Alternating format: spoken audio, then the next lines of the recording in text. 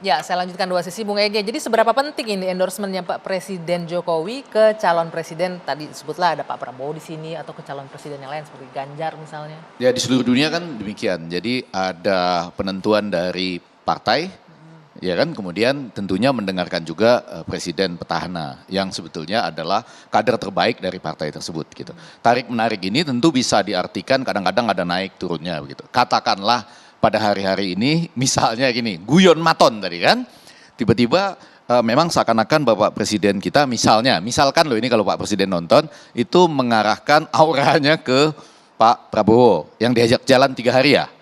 Ini dari Kebumen, Sulawesi, Papua, jarang loh itu ya diajak begitu panjang misalnya. Nah tetapi kan pada sisi lain Ibu Ketum misalnya sudah menyatakan dalam pidato yang panjang 1 jam 58 menit dengan sama-sama loh itu suasananya guyon maton juga kan, betul kan? Suasana senyum, tertawa yang mengatakan nama itu dari kader sendiri. Nah dalam hal ini kan jadi ada ketidaksesuaian walaupun misalnya intersectionnya bisa ada. Nama Prabowo itu masuk misalnya. Tapi dari yang satu auranya itu seakan-akan diartikan sebagai presiden, kalau bagi ketum yang tidak akan menjerumuskan partainya ke sumur, itu mengarah kepada kader sendiri yang nomor 1.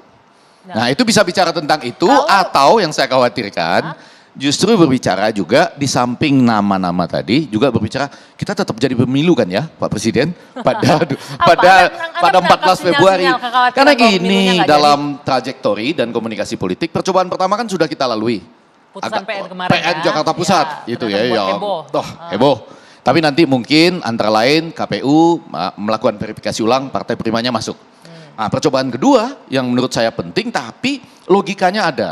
Apa itu? Saya seperti melihat trajektorinya menjadi nanti bahwa dua-dua pilihan itu, proporsional terbuka maupun tertutup, dinyatakan tidak bertentangan dengan Undang-Undang Dasar Negara Republik Indonesia tahun 1945.